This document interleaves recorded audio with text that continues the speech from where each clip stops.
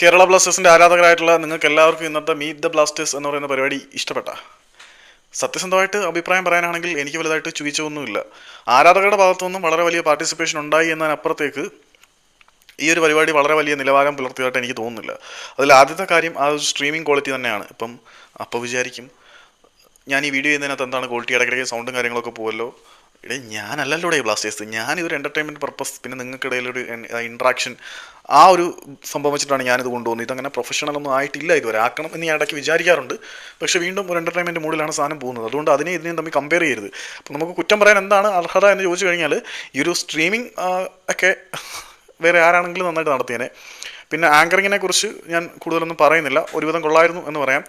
പിന്നെ ആ ഒരു ചോദിച്ച ചോദ്യങ്ങളുടെ ഒരു ഫിൽട്രേഷൻ പ്രോസസ്സ് ആവശ്യമുണ്ടെന്ന് എനിക്ക് തോന്നുന്നുണ്ടായിരുന്നു. അതിപ്പം ഞാൻ ചോദിച്ച വലിയ നിലവാരമുള്ള ചോദ്യങ്ങളൊന്നും ആയിരിക്കില്ല ചോദിക്കുന്നത്, അങ്ങനെയല്ല പറയുന്നത്.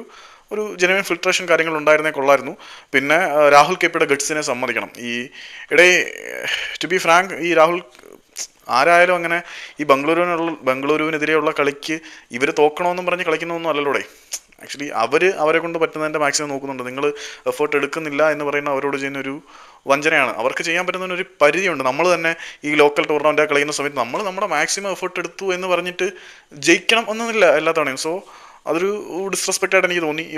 പിന്നെ സ്റ്റെഹറയുടെ കാര്യത്തിൽ നിങ്ങളെയൊക്കെ കാട്ടി ഇവാൻ വുക്കോമാനോവിച്ച് എന്ന കോച്ചിനോട് സ്നേഹവും റെസ്പെക്റ്റും ബഹുമാനവും ഒക്കെയുള്ള മനുഷ്യനാണ് ഞാൻ. സോ സത്യമാണ്, കേരള ബ്ലാസ്റ്റേഴ്സിന്റെ ആരാധകരെ സംബന്ധിച്ചിടത്തോളം ഇവാൻ വുക്കോമാനോവിച്ച് എന്ന മനുഷ്യന്റെ സ്ഥാനം വളരെ വലുതാണ്. കാരണം എവിടെയോ വെച്ച് നഷ്ടപ്പെട്ടു പോയ പ്രതീക്ഷകൾ തിരികെ കൊണ്ടുവരാൻ, തകർന്നടിഞ്ഞു പോയി ഈ ഒരു ക്ലബ്ബിന് തിരിച്ചുവരവില്ല എന്ന ആരാധകർ പോലും ഉറച്ച സാഹചര്യത്തിൽ ഈ ഒരു ക്ലബ്ബിനെയും അതിന്റെ ആരാധകരെയും വീണ്ടും സ്വപ്നങ്ങൾ കാണാൻ പഠിപ്പിച്ചത് ഇവാൻ വുക്കോമാനോവിച്ച് എന്ന പരിശീലകൻ തന്നെയാണ്.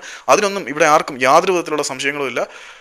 പക്ഷേ ഇതിനകത്തുള്ളൊരു ചെറിയ പ്രശ്നം എന്താണെന്ന് വെച്ചാൽ, ഇവാനെ നമുക്ക് ഇഷ്ടമാണ്, നമുക്ക് മറക്കാൻ പറ്റില്ല.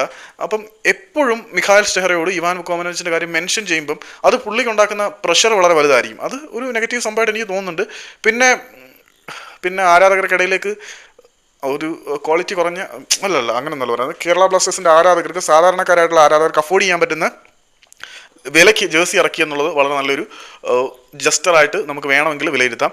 പിന്നെ അവസാന നിമിഷം എല്ലാത്തിനും ഉപരിയായിട്ട് നിഖിലണ്ണനെ പൊക്കിയടിച്ചുകൊണ്ടുള്ള 2 ഡയലോഗുകൾ ഉണ്ടായിരുന്നു. അത് എപ്പോൾ വരും നോക്കിയിരുന്നതാണ്. അത് അവസാനം വന്ന് മൊത്തത്തിൽ നോക്കുകയാണെങ്കിൽ മീറ്റ് ദ ബ്ലാസ്റ്റേഴ്സ് എന്ന് പറയുന്ന പരിപാടിയിൽ ആരാധകരുടെ വളരെ വലിയ പാർട്ടിസിപ്പേഷൻ ഉണ്ടായിരുന്നു എന്നുള്ളതിനപ്പുറത്തേക്ക് തള്ളിമറിക്കേണ്ട സാധനമൊന്നും ഇല്ല എന്നാണ് ഞാൻ കരുതുന്നത്. പിന്നെ ഈ പ്ലേയേഴ്സിൻ്റെ കോച്ചിൻ്റെയും മറുപടിയെക്കുറിച്ച് ഞാൻ വേണമെങ്കിൽ തള്ളിമറിക്കാം. അല്ലാതെ ഈ ഒരു മൊത്തത്തിൽ നോക്കുകയാണെങ്കിൽ ഒരു ആവറേജ് സാധനം.